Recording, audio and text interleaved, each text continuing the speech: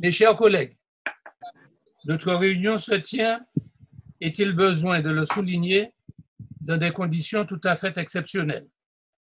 En effet, la Martinique n'a pas été épargnée par la pandémie au Covid-19 qui, partie de Chine, s'est étendue sur pratiquement toute la planète. Elle est donc confrontée à une crise sanitaire sans précédent. Nous comptons déjà 154 cas avérés de contamination, dont 19 hospitalisés en réanimation et 6 décès. Mais nous savons que le nombre de personnes contaminées est en fait nettement sous-estimé vu la politique très restrictive menée en matière de dépistage. Pour lutter contre cette épidémie, nous disposons d'un personnel soignant de grande qualité, particulièrement compétent et dévoué. Mais celui-ci travaille dans le secteur public comme dans le secteur privé, dans des conditions bien difficiles, avec notamment des moyens de protection encore rationnés malgré les efforts en cours. Notre CHU, dont on connaît les problèmes structurels, s'est rapidement organisé pour décupler ses capacités de prise en charge. Mais il manque toujours singulièrement de moyens, tout comme les autres établissements hospitaliers.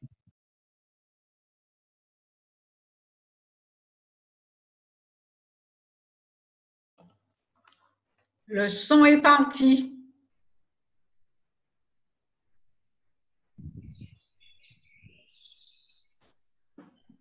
Proche d'un pic épidémique. Une grande partie de la population est depuis plus de 3 semaines contrainte à demeurer confinée à domicile avec tous les problèmes que cela pose. Celles et ceux qui doivent se rendre sur leur lieu de travail pour y exercer des professions dont la poursuite de l'activité est indispensable se plaignent dans beaucoup de cas d'une insuffisance de moyens de protection, notamment de masques.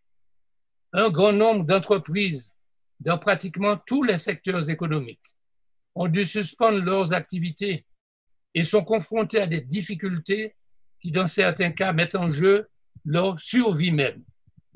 Les services sociaux des collectivités territoriales, notamment de la CTM, sont confrontés à une demande sociale qui revêt une acuité maximale, alors même que notre tissu associatif, lui aussi en grande difficulté, a du mal à apporter son précieux concours au niveau habituel.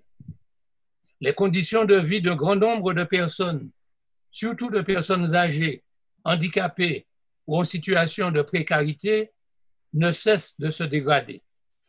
La situation est donc extrêmement préoccupante et l'on comprend que puisse croître dans l'opinion un sentiment d'inquiétude, voire d'angoisse, que puisse s'exprimer aussi un véritable mécontentement alors que l'on assiste à des controverses entre spécialistes et que la communication des autorités de l'État n'est pas toujours cohérente et ne parvient pas à lever le doute qui plane sur la pertinence de la politique menée depuis le début face à l'épidémie.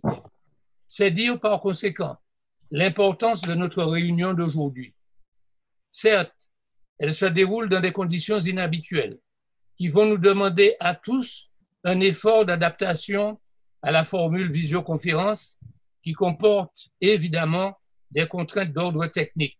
Et je peux vous dire que celles-ci rendent ma tâche de la conduite de cette plénière beaucoup plus difficile que d'habitude. Mais nous n'avions pas le choix. Nous ne pouvions attendre davantage. Les Martiniquaises et les Martiniquais que nous représentons ne comprendraient pas que nous ne nous exprimions pas dans le cadre d'une crise d'une telle ampleur. Mais surtout, cette réunion s'imposait pour permettre au président du Conseil exécutif de nous présenter un bilan des importantes initiatives qu'il a prises depuis le début de l'épidémie. Elle s'imposait aussi pour que nous puissions nous prononcer sur des mesures déjà mises en œuvre ou proposées par l'exécutif et qui nécessitent des délibérations de l'Assemblée. Mais cette réunion s'imposait aussi pour nous permettre de débattre de certaines propositions émanant de notre Assemblée. Mes chers collègues, avant de terminer mon propos, je veux vous appeler solennellement à faire en sorte que notre réunion se déroule dans les meilleures conditions possibles, malgré les contraintes qui nous sont imposées. Les membres du bureau et moi, nous n'avons pas voulu que cette plénière soit l'occasion d'entamer un débat politique sur la gestion de l'épidémie par les autorités de l'État. Le moment d'un tel débat viendra. Pour l'heure, nous avons considéré que nos compatriotes attendaient avant tout de nous que nous apportions des réponses concrètes à toute une série de problèmes qui se posent dans le cadre, bien sûr, des compétences qui nous sont dévolues et à la mesure des moyens dont nous disposons. Et c'est ce point de vue partagé avec le président du Conseil exécutif qui se traduit dans l'ordre du jour qui vous est présenté. Nous devons nous inscrire dans le grand mouvement de mobilisation qui se développe depuis quelques jours. Une mobilisation dans laquelle nous voyons se multiplier les initiatives originales dans un élan de solidarité qui exprime bien ce que notre peuple a su tirer de meilleur de son histoire singulière.